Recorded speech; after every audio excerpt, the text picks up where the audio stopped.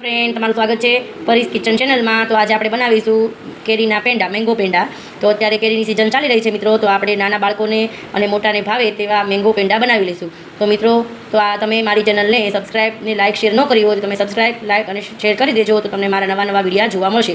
તો ચાલો આપણે મેંગો પેંડાની રેસીપી જોઈ લઈએ કેવી રીતે બનાવવા। આજે આપણે બનાવીશું મેંગો પેંડા। તો મિત્રો આને કટ કરી અને આપણે આને મિક્સર જારમાં પીસી લેવાના છે। આમાં એક ટીપું પણ પાણી નાખવાનું નથી। તો આપણે એમાં શું શું નાખવાનું છે એ જોઈ લઈએ। તો જો મેં અડધો વાટકો મિલ્ક પાવડર લીધો છે, અડધો વાટકો ખાંડ લીધી છે, પછી અડધો વાટકો મેં ટોપરું લીધેલું છે અને અડધો વાટકો દૂધ લીધેલું છે। તમે જે એક વાટકાથી લો છો એ જ બધું એક સરખું માપ લેવાનું છે। તો આપણે ચલો બનાવી લઈએ મેંગો પેંડા। તો આપણે મેંગોને આપણે પહેલાં ક્રશ કરી લેવાના છે પાણી નાખ્યા વગર મિક્સરમાં। હેલો ફ્રેન્ડ, હવે આપણે બનાવી લઈએ મેંગો પેંડા। તો આપણે પેન ગરમ કરવા મૂકી દીધું છે, એમાં એક ચમચી આપણે ઘી નાખવાનું છે। પછી આપણે જે દૂધ લીધેલું હતું અડધો વાટકો એ આપણે નાખી દઈશું। હવે બધું મિક્સ કરવાનું છે। મિત્રો આમાં તમે કેસર પણ ઉમેરી શકો છો, પણ મેં આમાં કેસર નથી નાખ્યું। હવે આ થોડુંક દૂધ ગરમ થાય એટલે આપણે આ મેંગોનો પલ્પ જે કરેલો છે એ આપણે નાખી દેવાનો છે। પછી આ બધું મિક્સ કરી અને એને 4 થી 5 મિનિટ માટે હલાવવાનું છે। થોડોક પલ્પ છે એ ઉકળવા લાગ્યો છે, હવે આપણે આમાં ખાંડ લઈ લઈશું। જો આપણે ખાંડ લઈ લીધી છે, આ માપ કરેલી અડધો વાટકો એ આપણે નાખી દેવાની છે। તમારે ગળ્યું વધારે ઓછું કરવું હોય તો એ રીતે તમે કરી શકો છો।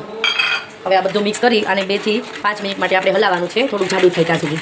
થોડુંક મિક્સ થઈ જવા આવે એટલે પછી આપણે મિલ્ક પાવડર નાખી દેવાનો છે। જો મેં અડધો વાટકો લીધો છે મિલ્ક પાવડરનો, એ આપણે એડ કરી દઈશું।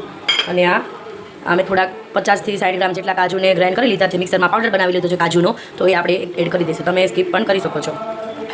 હવે આ બધું મિક્સ કરી દઈશું। જો મિત્રો આપણું એકદમ જાડું થવા માંડ્યું છે હવે આપણે આને 1 થી 2 મિનિટ ચલાવી અને હવે ટોપરું નાખી દેવાનું છે। મિત્રો મેં આમાં કોઈ જાતનો ફૂડ કલરનો ઉપયોગ કર્યો નથી, તો તમે એમ નામ જ બનાવશો અને બાળકોને હેલ્ધી પેંડા ખવડાવશો। હવે આપણે આ ટોપરું નાખી દેવાનું છે। તમારે વધારે ઓછું કરવું હોય તો તમે કરી શકો છો તમારા રીતે માપ લઈ। તમે જે વાટકાના માપથી એક વાટકાના માપથી એક વસ્તુનું માપ લો છો તો બધા માપ એક જ વાટકાથી લેવાનું છે। હવે આ બધું આપણે હલાવી નાખવાનું છે, પછી એને ઠંડુ થવા દઈશું। પછી આપણે એના પેંડા વાળવાના છે। મેં બધું મિક્સ કરી દીધું છે, એકદમ મસ્ત કઠણ થઈ ગયું છે। હવે આને આપણે એકદમ નોર્મલ ઠંડુ થવા દેવાનું છે, ફ્રીજમાં મૂકવાનું નથી, આપણે નોર્મલ રીતે ઠંડુ થવા દઈશું। મિત્રો તમારે થોડુંક ઢીલું રહી ગયું હોય તો તમે થોડું વધારે ટોપરું એડ કરી શકો છો બાઇન્ડિંગ લાવવા માટે। હવે આને આપણે ઠરવા મૂકી દઈશું। હવે પછી ઠરી જાય પછી આપણે પેંડા વાળવાના છે।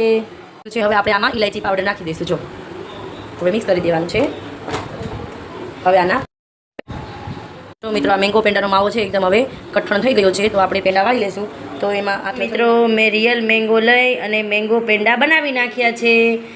તો તમને મિત્રો આ મારી રેસીપી કેવી લાગી તો કોમેન્ટ બોક્સમાં જણાવજો। ચાલો મિત્રો મેંગો પેંડા ખાવા। આપણા મેંગો પેંડા તૈયાર થઈ ગયા છે।